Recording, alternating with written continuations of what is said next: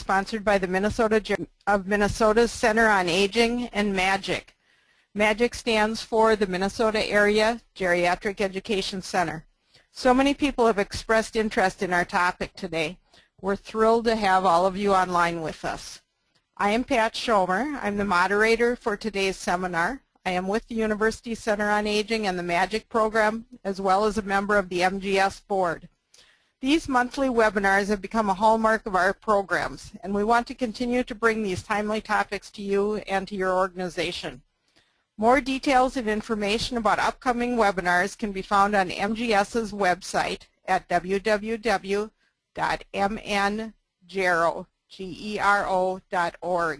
That's mngero.org. If you go to our MGS website and then to the webinar page, you'll find links to the information that will be discussed in today's webinar. A few logistics for today. Your conference audio is muted. If you have a question for the speaker, please feel free to type the question into the chat area at the bottom of your screen. If you have to leave the webinar early, just close your browser and hang up your phone. If you have other questions or concerns, please feel free to email us at MGS. After the webinar today, you will be emailed an evaluation. We're interested in learning what you liked, what you didn't like, what you think we can do better, and any ideas for future topics. Further information on continuing education credits will be available at the end of the webinar. There are a few groups at facilities that are participating. If each person wants a CEU certificate, the supervisor or person that completes the survey after the webinar should list each staff person and his or her email in their survey question about CEU certificates. The only way we can assure that each person who wants a CEU will get one is if their name and email appears in that question. We remind you that CEUs are free for members and $25 for non-members. The next MGS webinar after today is in January. We don't have a date yet, but it will be on our website and you will be getting an email. The topic is advocacy. Jody Boyan from Leading Age will be presenting the topics. Today's presenter is Robert L. Kane. He holds the Endowed Chair in Long-Term Care and Aging at the University of Minnesota School of Public Health, where he formerly was the Dean. He directs the University of Minnesota Center on Aging, the Minnesota Area Geriatric Education Centers, and the Clinical Outcomes Research Center, an AHRQ-funded evidence-based practice center. He has conducted numerous research studies on both the clinical care and the organization of care for older persons, especially those needing long-term care. He is the author or editor of 31 books and more than 480 journal articles and book chapters on geriatrics and health service research. He has analyzed long-term care systems in both this country and abroad. His recent books include The Heart of Long-Term Care, Assessing the Older Persons, the 7th edition of the Essentials of Clinical Geriatrics, Conducting Healthcare Outcomes Research, and Meeting the Challenge of Chronic Illness. He and his sister Joan West have written an account of the struggles to get adequate long-term care for their mother, called It Shouldn't Be This Way. That experience led to his founding of a national organization dedicated to improving long-term care. It's entitled Professionals with Personal Experience with Chronic Care, PPECC, which has over 800 members. He recently wrote a book specifically to help caregivers of older persons, The Good Caregiver. He is a graduate of the Harvard Medical School. Today we are pleased to welcome our presenter, Dr. Robert L. Kane, professor in the School of Public Health, my boss, and I'm grateful to call him among my friends and a mentor too. He is from the University of Minnesota and he speaks on aging, the good, the bad, and the ugly. Bob, thank you so much and welcome. Thank you. It's a pleasure to be here.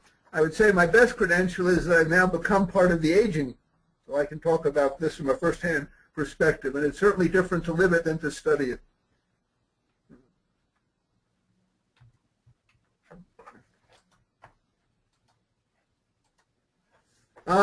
So I took the title from my favorite Clint Eastwood movie, but I think there are aspects about aging that can be looked at There's a tendency, I think, to over-glamorize some parts of aging. There's also a tendency to say some things are worse than they need to be.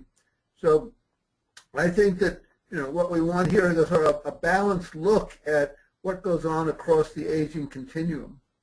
So the first question I would pose to people is, what is aging? And what does your age mean? I mean, we're used to people thinking about their age based on the number of years that have gone since their birth. We call that their chronological age. But gerontologists actually think about aging in a different way, and they think about it as the risk of death. And so you might argue that somebody, a teenager living in a ghetto neighborhood with a lot of drug violence may be older than a 65-year-old in terms of their likelihood of dying in the next couple of years. So we need to think about this in terms of the implications of what aging has and how we talk about it. Everybody would like to stay young as long as possible. These are some pictures from a series of articles that was in a New York Times magazine section about a month ago.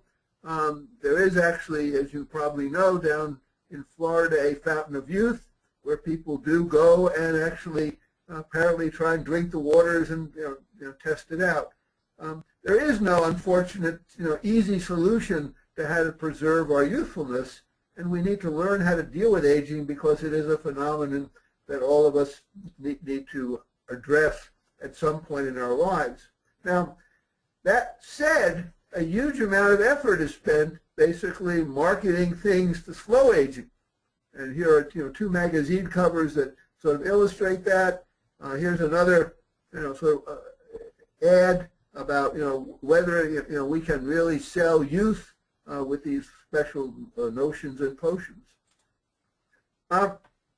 There have been a lot of efforts to try and identify what things work and don't work in terms of producing a longer life. And as you can see, there isn't a huge amount of strong information about what is reputed to be positively affected a longer life.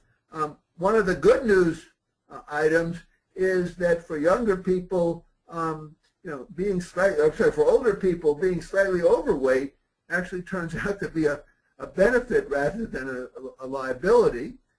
We have reason to believe that genes affect longer life, although people who've studied this epidemiologically suggest they're much less related to longevity than people believe. There's pretty good evidence that exercise is good for you.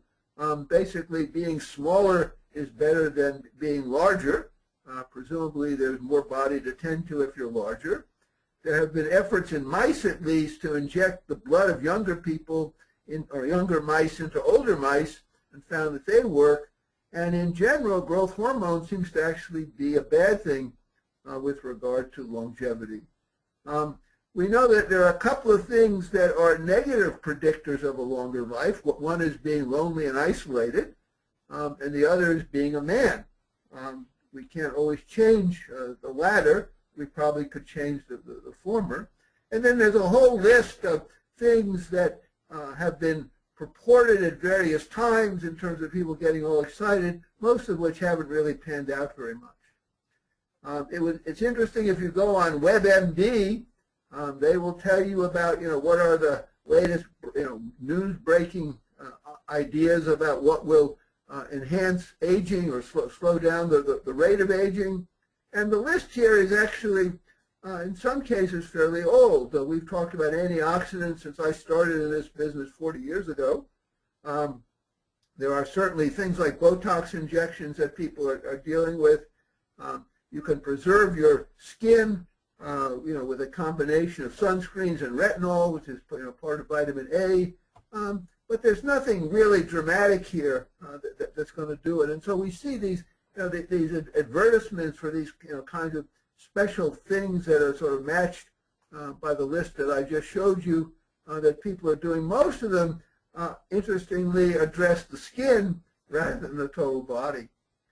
On the other hand, I think as we start to think about aging, we need to recognize that there are some real stereotypes here. And I like this little cartoon about what happens when an old man lies on the grass, and basically they immediately assume that he's having a heart attack or some major event, because we are, like it or not, still an ageist society. Now, there is great disparity in the way that aging is approached in our society. I'm going to show you a number of sort of contrasting book covers just to give you a sense of the positives and the negatives. So you have books about how you can age well. On the other hand, you have books about the fact that we're living inside an epidemic of dementia. You can have books about how to live to be 100. You can have a book by Daniel Callahan that basically argues that essentially by the time you're 87, you should give up most of your rights to care and step aside for younger people. You can have a book that talks about the burdens that are created by older age and disability, and you can have a book that basically suggests that Alzheimer's disease really is something that we can deal with and actually overcome. Now, let's start with the downside for a moment when we look at this.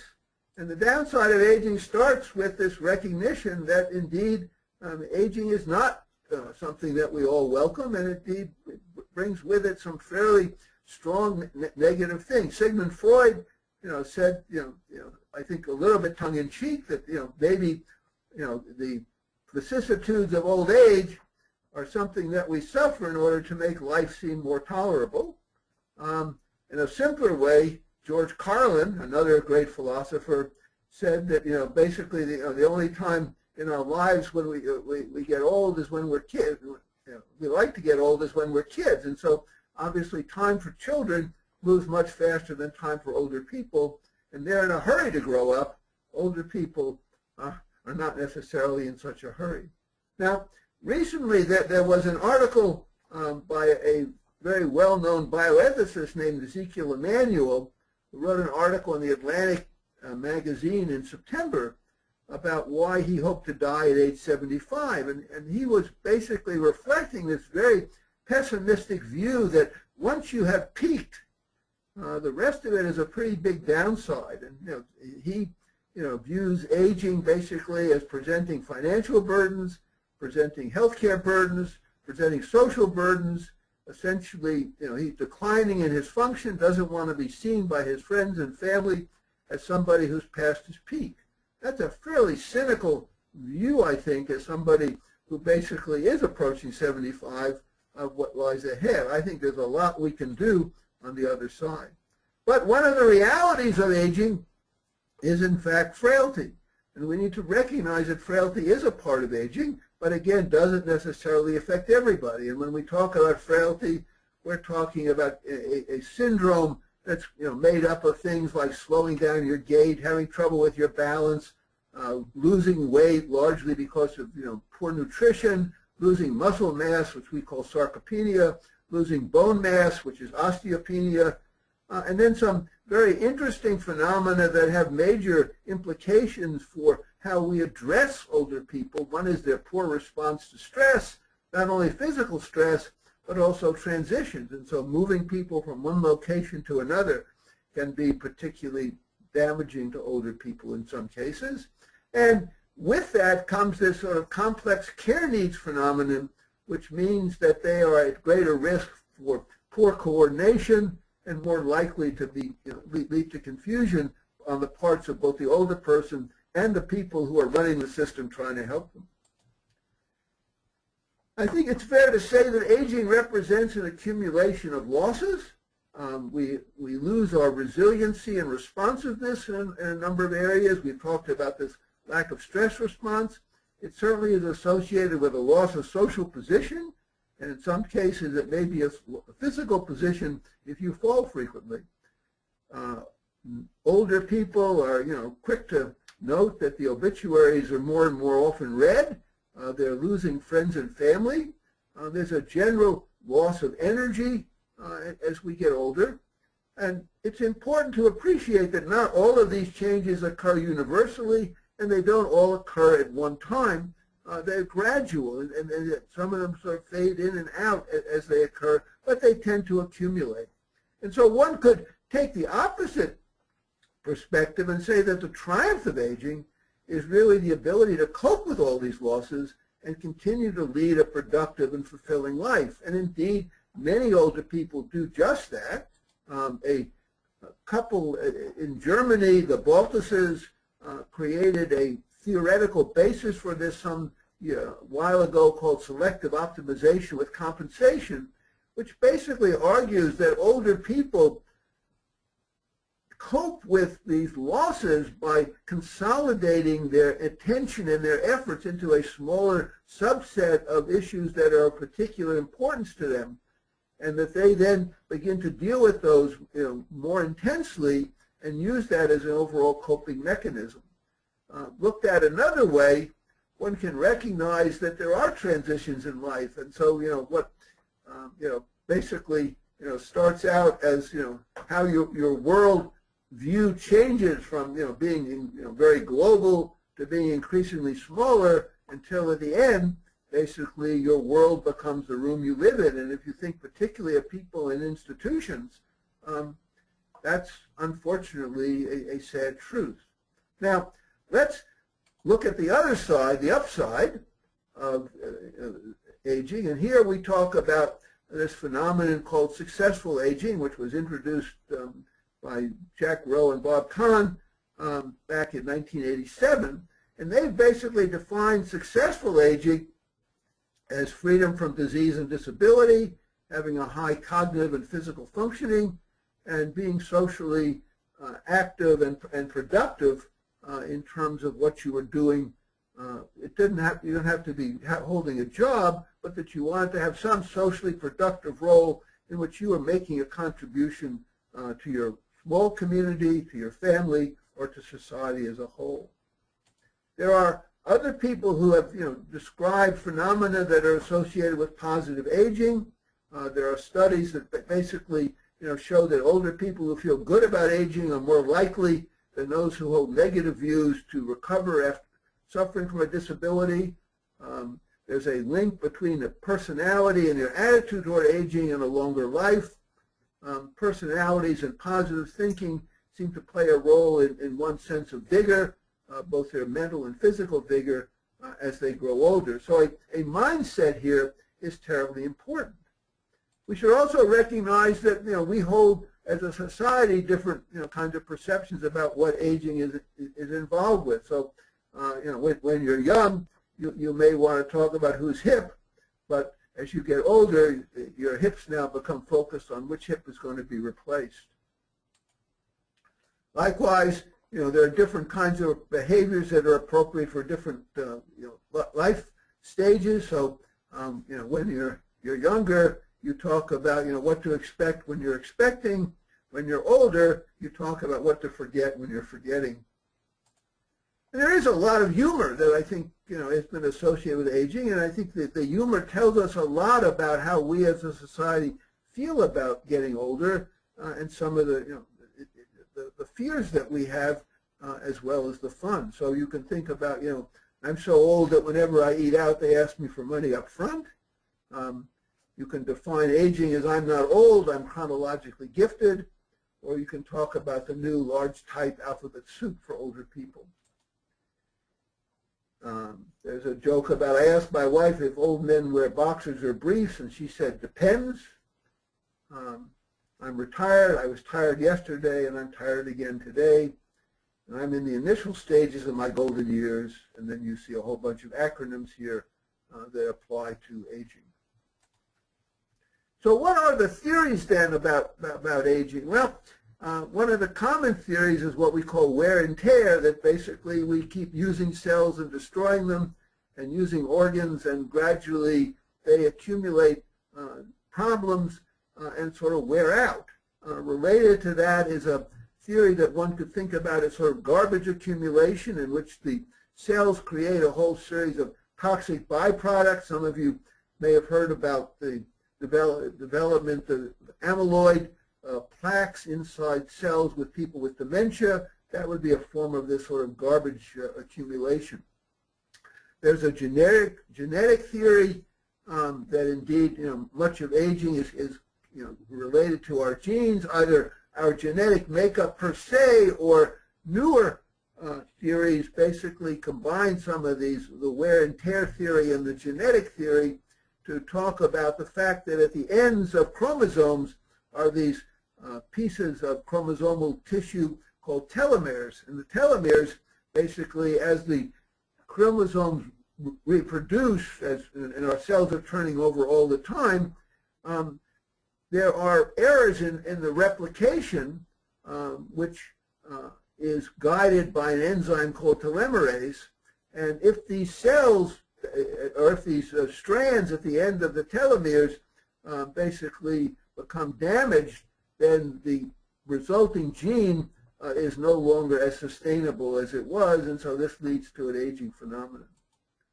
Now, the good news is that if you look back, we have done pretty well with regard to life expectancy at age 65, and it's important to distinguish life expectancy overall, which is largely driven by survival in the first year or two of life, from life expectancy as adults. And if you look at this graph, you'll see way over on the left-hand side around the year 1900 that life expectancy for various groups was down around 10 to 12 years. And it is now at age 65, and it's now gone up so that the longest life expectancy is experienced by white women, and that's better than 20 years. And the lowest of the people shown here is experienced by black men, and that's still about 16 years. So we've made a lot of progress in that time, but as you can see, the curves continue to expand slowly, but they're probably going to flatten out. We're not going to live forever. Now, women do much better than men with regard to life expectancy, and the flip side of that is the gains that they have in life expectancy, as shown here, basically are to a fair degree times with disability. So if you look at the black part of these graphs, you can see that although the total life expectancy for women in Canada at age 65 is about 20 years, and for men about 16 years, about 2.5 years of that difference is accounted for by years spent in a disabled condition. So women pay some price for their extended longevity, but nonetheless they do outlive men. Now, part of the problem, of course, with living a long time is that nobody has actually thought about what the implications are for them. And so, essentially the question that people are asking more and more is whether they can afford to live out their full life expectancies. And we know that we are not a nation of savers, and we have not accumulated, many of us have not accumulated resources that would allow us to live on our own in an independent way as we get older and older. So this means that essentially we need to talk about the implications of this with regard to caregiving.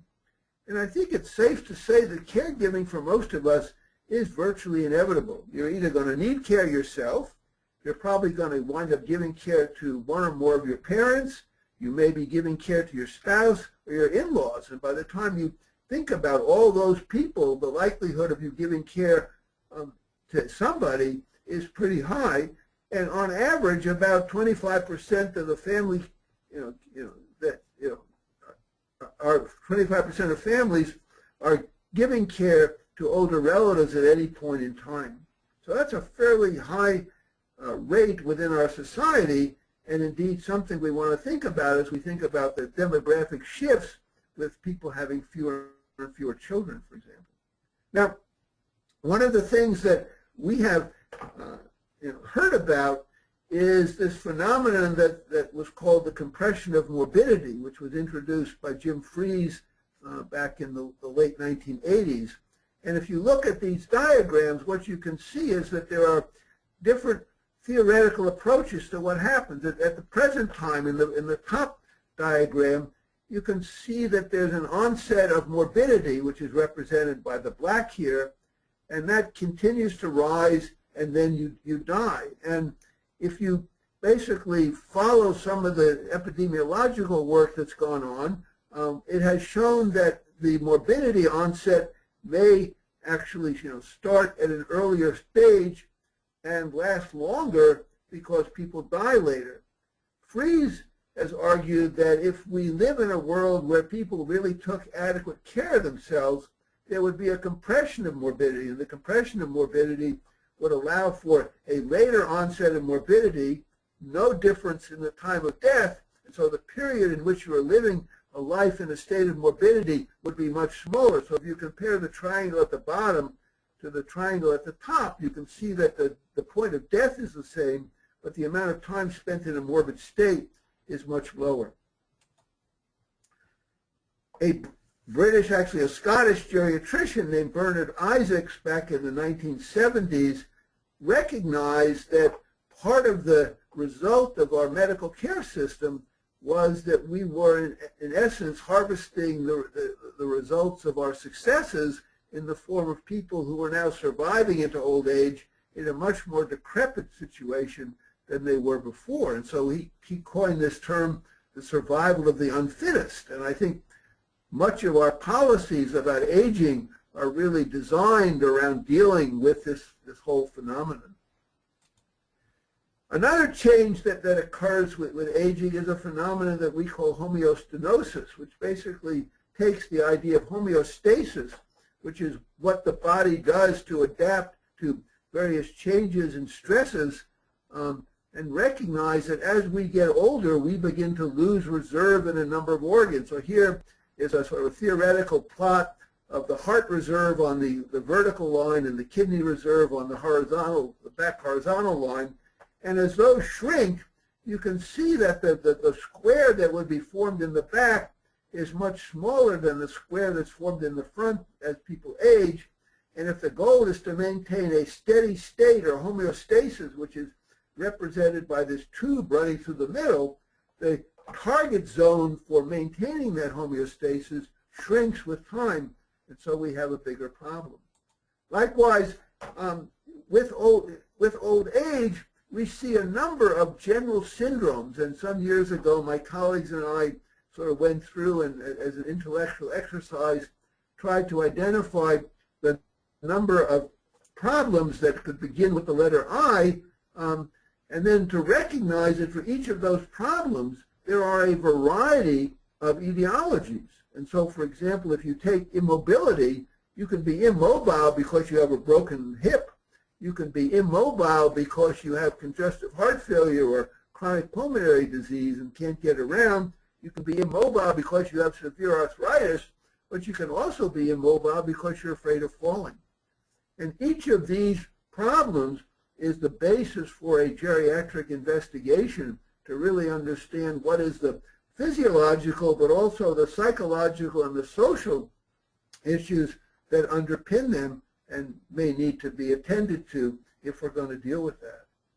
The flip side of the eyes of geriatrics is the other phenomenon that we need to recognize, which is the fact that with aging, we have people who essentially accumulate chronic diseases, and so this thing we call multimorbidity, which is really the interaction of multiple diseases and their treatments, becomes central to managing the care of older people.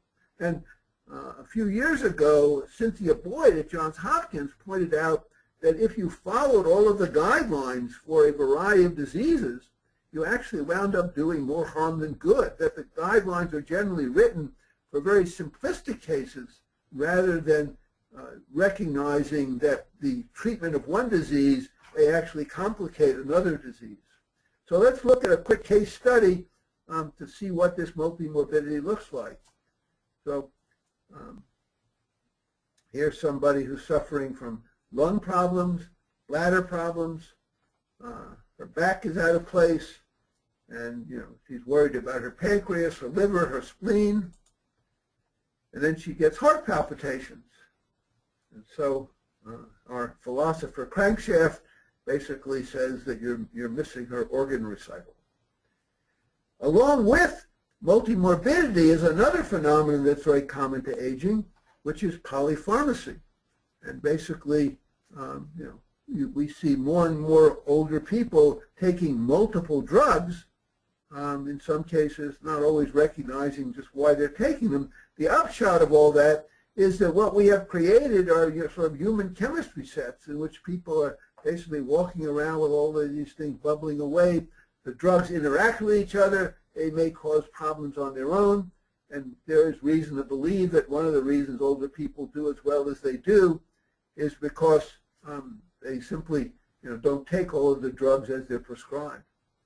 Now, the bottom line for all of this is that as we think about geriatrics and aging, we move toward what we think about as ways in which we can maximize functioning. And we think about functioning here as a very sort of simplistic but important equation, which says that function is the result of physical capabilities, medical management, and motivation, and is made more complicated by the social, psychological, and physical environments, which may actually impede successful aging because they are overly restrictive or overly negative or simply present barriers. If you think about physical environments, think about somebody with congestive heart failure who lives on the 3rd floor of a house with no elevator.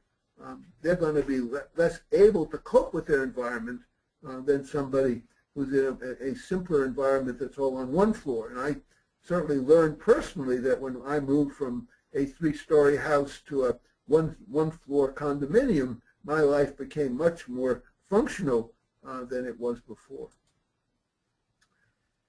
People have looked at the nature of care and have come up with this idea that there really are different levels of care that require different levels of response. And this diagram here is what we call the Kaiser pyramid, and it starts out by recognizing that at the very bottom in the orange basically are people who require primary prevention, and that there are inequalities there that are probably linked to social situations. At the light blue level up to the next level up, about 70 to 80% of long-term care really is represented by self-management, problems where people can still manage their diseases themselves. They're still fairly simple and easy to deal with. The dark blue level up above that are people who have poorly controlled single conditions, and they're going to require some kind of disease management or care management to help them manage that problem more successfully. And then at the very top in gray is that very small number of people, probably in the range of 3 to 5%, who present with this complex comorbidity, this multimorbidity. And they're the ones who use a disproportionately large amount of care and require intensive case management or care management in order to deal with their problems. And so what we need to do is to figure out how to get the level of professional care appropriate to the level of need that the person has, rather than trying to do a one-size-fits-all approach, which is often too often typically done. At the same time, we also need to recognize that demography is working against us, that caregivers are essentially becoming another one of these endangered species.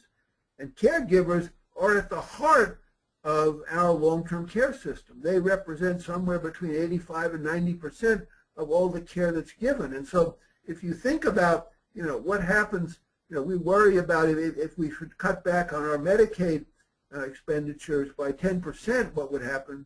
Imagine what would happen if we lost 50% of our caregivers. We would have a panic on our hands and an enormous social and economic problem that we have to deal with. And so we need to recognize that the policies that we introduce for caregiving are very important for maintaining our long-term care system over the long haul, and that we're going to need to revisit those as the number of caregivers shrink, because the number of children per older person is going down dramatically. Now, if we're going to talk about fixing long-term care, I think we have to be realistic that we have spent a huge amount of time trying to essentially take this decrepit structure and keep trying to patch it up by filling in a crack here or fixing the roof there, without recognizing that essentially the underlying pillars of this structure are really faulty, and that we need at some point to think about not just adding on and making minor fixes, but really tackling the whole problem and rebuilding a system that we really want. Nobody built long-term care, nobody designed it. It just occurred in response to a variety of social and demographic phenomena over time. And my argument is that this is, as we enter into this new demographic era, when we're going to have more and more older people and fewer younger people, this is the time when we need to think big about what to do. And so my hero for this is the newscaster from that movie Network, who basically wanted people to go to their windows and yell, "I'm mad as hell and I'm not going to take this anymore." I would argue that what we want to do is to introduce a concept not quite as outlandish as his, but what I would call creative intolerance. We need to begin to ask ourselves and to discuss as a major social factor, what kind of care we really want. We need to think about ways to develop a more sustained societal advocacy. It's time that politicians campaigned on the basis of improving care for older people rather than just simply arguing about how to pay for it. This may mean that we need to rethink whether we're doing the right thing with regard to regulations, and we need to create positive incentives as well as just negative ones in order to do that. So my admonition to you is that if you want to fix the system to make it better for you, now is the time to get busy, because you're not going to be able to do it once you become frail and incapacitated. So this is the time to act on behalf of your parents, on behalf of your clients, to really dig in and fix that system and make the changes that need to be done. I've added some references, if you're interested, and some of the things that I've written about this that sort of cover the spectrum of how to organize this care. I think we know a lot about what to do. We simply aren't doing it. And I think Minnesota, should continue to build on its outstanding reputation as sort of the #1 long-term care state. But now we should be doing it in a way that actually takes us to maintaining our successful status and thinking about more innovative and creative ways to do that. So I thank you for your attention, and I'm happy to take questions.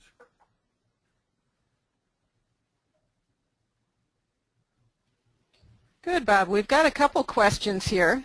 The first one from Elizabeth says, infants strive to walk when they are born. Why do older people stop walking? Well, that's a great question, and I think there's several answers to that. Number one, a lot of older people continue to walk, and we should be encouraging exercise. It's one of the few universals that seems to really be proven to make a difference. In many cases, though, older people don't walk because they're not allowed to walk. One of the problems that we have in our country, and especially in our state, is our desire to protect older people has essentially restricted their ability to take informed risk. And I'm always fascinated that if you're 18 years old, you can go and climb a mountain without a rope. And essentially, if you fall down and survive, we'll pay your insurance bill. If you're 80 years old, you can't walk across a room. And I think we need to revisit this question, and our fear of having older people fall overwhelms our ability to get older people mobilized. And there's a certain amount of falling that's going to come with that. I think it's a risk that people should be at least allowed to take, not necessarily forced to take. So we need to revisit our thinking about mobility in older people.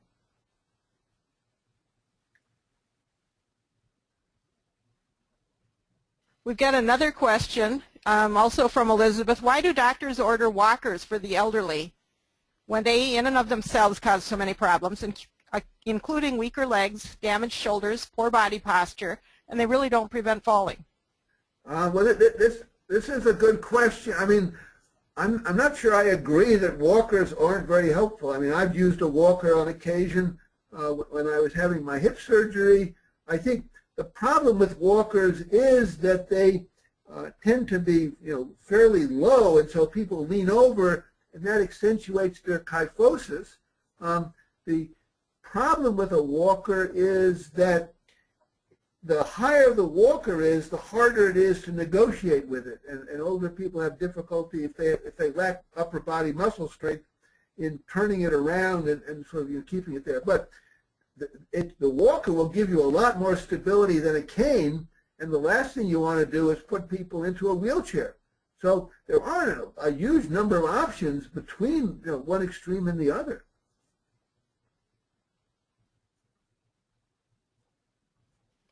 Good. Mike asks, what sort of role does active volunteerism play in one's aging? Well, I think, again, the more, if you go back to some of the things we said here, the more socially involved you can be, the better you're going to be for yourself. So I think older people have a great role to play in the community. I think they bring a great deal of wisdom. But I think it's also, volunteering is a very good thing to do to stay actively involved and make your life more interesting. And I'm impressed that the people who have a sense of purpose, who have a sense of, why they get up each morning, do much better in aging than people who become more withdrawn and just inward focused.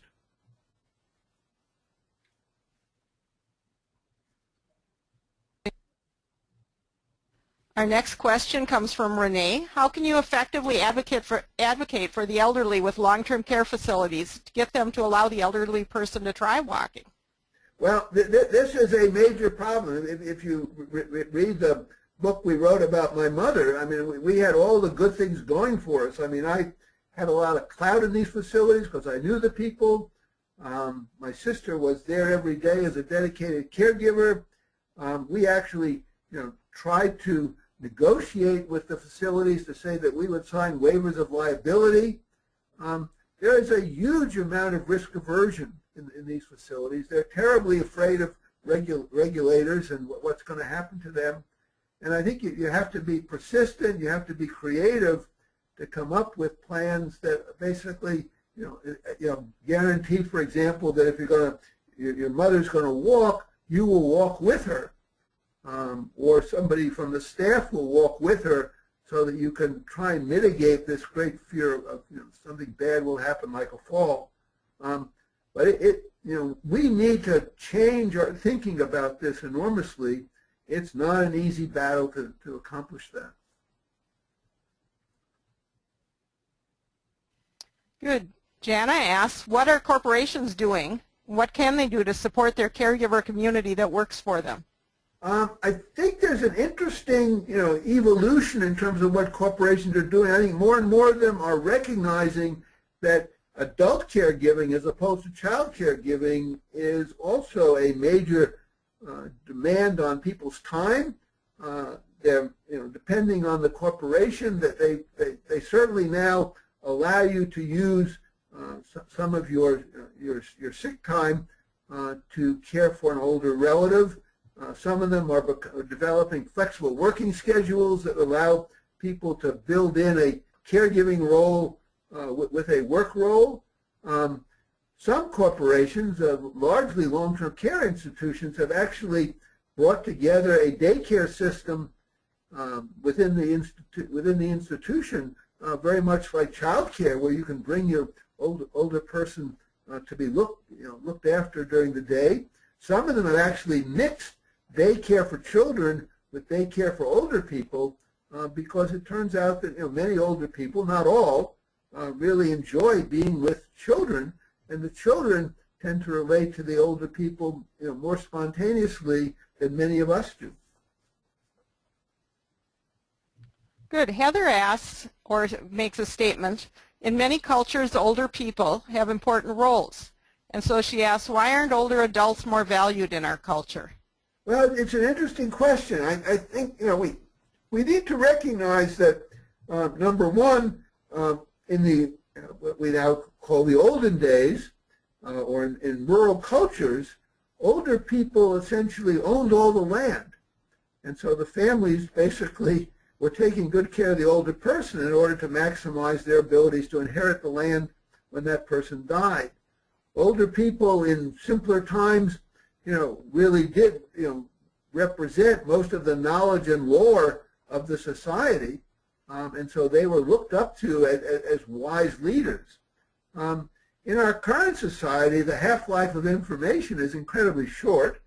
It's become increasingly technological, and so, in fact, my grandkids are much better at using communication devices than I am, and so my wisdom is not about what I know, but rather the way I make judgments. And I see this with my students, that I can, basically they know more technically than I do about most of these subjects, but I have the insights to try and pull the pieces together. And I think one of the things that we don't value enough in our society is the difference between knowledge and wisdom.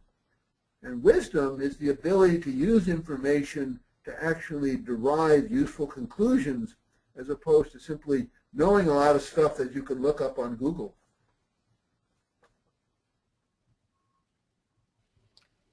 Let's see, our next question comes again from Mike. He says, oftentimes family caregiving can take a resentful or a burdensome attitude, caregiver burnout. At what point should individuals consider traditional governmental institutional options? Well, I don't think he means governmental institutional options. Most of the institutional options are not governmental. There's governmental pay for them. I think caregivers need to continually reevaluate when the stress of caregiving is becoming detrimental. There are burdens on the caregiver. There are burdens on the rest of the caregiver's family. You certainly don't want to neglect your children or your spouse simply to become a dedicated caregiver. On the other hand, if you can get the total family to share some of the burden so it isn't just all on the shoulders of one person, you can often develop a more sustainable caregiving model that will allow things to go on for a longer period of time. But there is a point when you say, look, we just can't handle it anymore, and I think you want to then begin to explore various kinds of alternatives, which don't necessarily mean nursing homes. There are other kinds of caregiving situations like assisted living of various types. But you want to do it with enough lead time so that you actually can make a deliberate, thoughtful, and planful decision about what is the best type of care and who is the best vendor. And if you're not in a crisis situation where you simply have to take the first train leaving the station, you're going to make a better decision for you and for the older person that you care about as well. Carol Jean asks, what role does transportation play as older individuals relinquish their licenses in isolation and depression for these adults? Well, this is a very important question. Again, getting a driver's license is a major coming-of-age phenomenon in our society, and losing one is equally a major phenomenon of, basically a change in status. There are, various kinds of transportation services, metro mobility type services that are available. There are taxi cabs available to help people, but all of them are less directly controllable than when you could drive yourself. And so people have to sort of adjust their schedules in terms of you're not going to get somebody to turn up exactly when you want them. But I think we need to be prepared to avail ourselves of more of this transportation. Public transportation is useful for people up to a certain stage in their career, but then at a certain point it becomes very hard to actually use, and so you fall back on less the mass transit than the individual transit or the individualized transit like metro mobility or taxi cabs. Good. We've still got a number of questions coming in, Bob. Laura asks, I know the difficult thing about the future is predicting it, but what do you see as the projected future in terms of reasonably paying for long-term care? Well, I I think two things. Number one, we're going to have to dial back a lot of what we do for a whole bunch of reasons. And think about, I'm a great believer that we're going to be able to use information technology to a much higher degree than we have used it before, which will allow us to use, in many cases, lesser trained people to deliver more of this care more effectively. But in the end, I mean, our society is going to wind up paying for this. You could urge people, to save their money, but I'm impressed that my own kids, have a hard time putting aside a great deal of savings given the cost of child care and all the things that seem to go with it these days. And so I think, that for me, the answer is going to be some kind of universal long-term care insurance where people need to contribute in order to get the benefits. But the nature of the care has got to be very different from what we're getting now. One of my great frustrations, and I don't want to in any way diminish the importance of talking about how to pay for care, but all of our discussions about long-term care around how to pay for it, when we recognize that we're buying care we don't really want. And we need to be much more creative about finding ways to pay less money for care we want, which allows people to live more independently in order to make this a success. But I can't be Pollyannish about this. There is no easy solution. It's going to cost money, and I think that money is basically going to come out of the public purse one way or another. Good. Renee asks, do you see that family adult day services programs playing a larger role in providing alternative care for the elderly in the future? I think adult day services work for some people and not for others. I think one has to be very careful to make sure that it's the right fit for the person that's there. We use daycare for several reasons. One of them is respite care, either direct respite care or the way we do with child care, allowing people to go to work. The benefits of daycare for the older person, I think, are more mixed. Some people enjoy the social contact and, it basically makes them less isolated. Others, find that kind of group behavior much less attractive. So I think we need to sort of, sort out, who does best in this kind of thing. Similarly, we have, some older people, with severe cognitive impairment may have a great deal of difficulty interfacing with other people, and it may not be the best solution for them.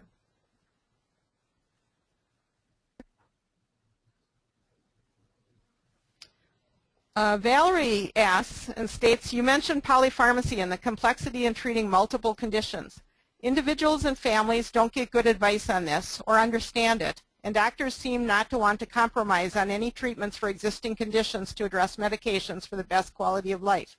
Who is best to consult about this with? Well, I think one very useful resource that's underused is the pharmacist, but pharmacists aren't going to take on doctors. They'll give you advice, but they won't challenge the doctor.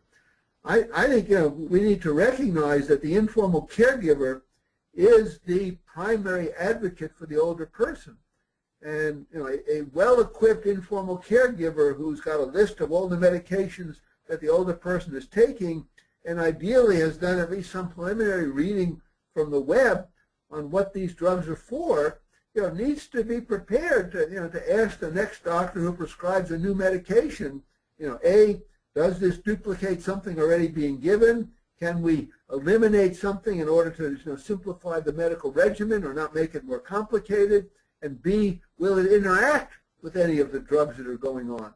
Now, there are computer programs that pharmacists have available to them that will tell you about drug-drug interactions. And I think, the good pharmacists are using them.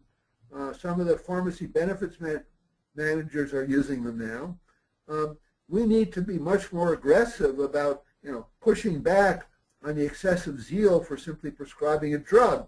It's the fastest way to terminate an encounter, and so doctors tend to fall back on it. Good. Elizabeth has got a couple comments I'm going to share, and then I'm going to end with a question from Mike that I think will take us right up to our closing time just in a nutshell. Elizabeth makes two comments. First, she thinks parents need to share their caregiving wishes with their adult children before any illness or crisis occurs. And then Elizabeth also comments about Valerie's question and states that the U of M School of Pharmacy will do an evaluation on all persons' meds. That's a good resource to know about, and I would urge people to take them up on that. I think the first comment is very important. I mean, one of the things I tell people is that before your older relative becomes frail and needs care, what you ought to do is go out and buy a 3-ring notebook, and in that notebook, you ought to write down, all of their diseases, all of their medications, all the names of their doctors and other therapists, dentists, physical therapists, other people that they're dealing with, and then you ought to write down all the information about their financial situation, their bank accounts, all their insurance information, not only their Medicare information, but any private insurance that they have or life insurance that they have, so that you have all this information in one place, because ultimately you are going to become responsible for them. Now, I think it's very helpful when older people and their children, and children here is of course a euphemism for adults, but when older people and their children can have conversations about, what would you really like? But most older people will tell you that they want to stay in their home. So it's not always a terribly helpful conversation. So the question then is, okay, what can we do to allow you to stay in your home for a longer part of time? And at what point, what are the criteria when that desired solution is no longer the feasible solution? Some of that we can discuss in advance, but some of it has to really be dealt with when the problem occurs, because it's very hard for people to deal with abstract hypotheticals. Well, Bob, this is a question that you could talk on all afternoon, I think, but you've only got about 3 minutes left. So in a nutshell, and Mike is our author here asking this, he asks, what does the ideal aging system look like from your perspective? Well, yes, I mean, this is one of my favorite topics, but I think number one, there is no single ideal system, but what we need to do is to sort of break down, long-term care into its 3 primary constituent parts, and that is, room and board, housing, personal care services, and medical care, which is really chronic disease management.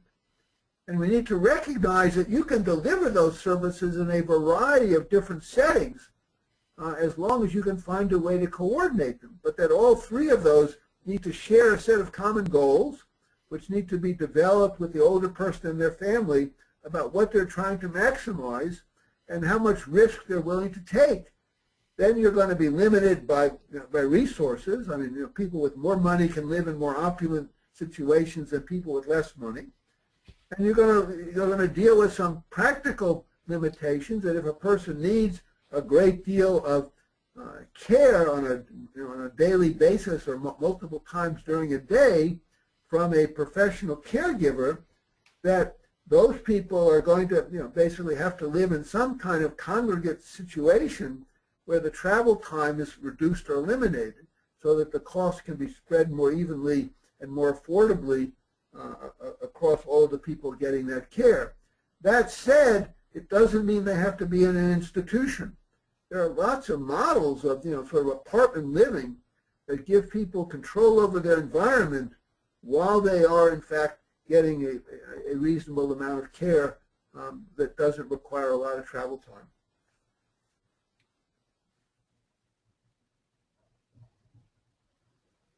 Bob, thank you so much. We've had some wonderful questions, and I see some other ones coming in, and I will pass those along to you. Yeah, but it is 1 o'clock, and we need to... You can reach me at KANEX001 at UMN, like University of Minnesota, .edu, and I'll be happy to try and deal with your questions.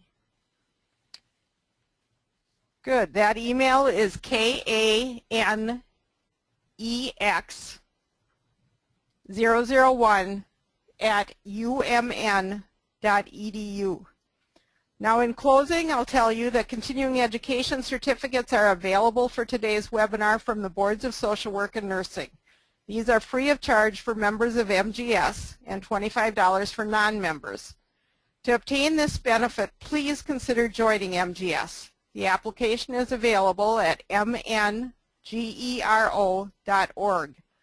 The annual membership is only $75, the cost of CEUs for 3 webinars. CEUs then for the other 8+ webinars we host each year are free to you. We'd love to have your involvement. Please watch for your evaluation survey. Filling this out is the step for you to receive your CEUs. There are a few groups at facilities participating. If each person wants a CEU certificate, the supervisor or person completing the survey after the webinar should list each staff person's name and their email in that question. The only way we can assure that each person who wants a CEU certificate will get one is if we have their name and email. Just a reminder, CEUs are free for our members, $25 for non-members. Our next webinar in January does not have a date, but we will be sending it out to you. It is on advocacy, and Judy from Leading Age will be presenting the topic. Thank you so much for joining us today. Bob, this has been a delight. We've had more questions than we've seen at other webinars, and we've had more people join us today than we've seen at other webinars. That's an important question, and we should continue to make this a social dialogue. It is the question of the decade, so we may as well get after it. Thank you, everybody, for joining us.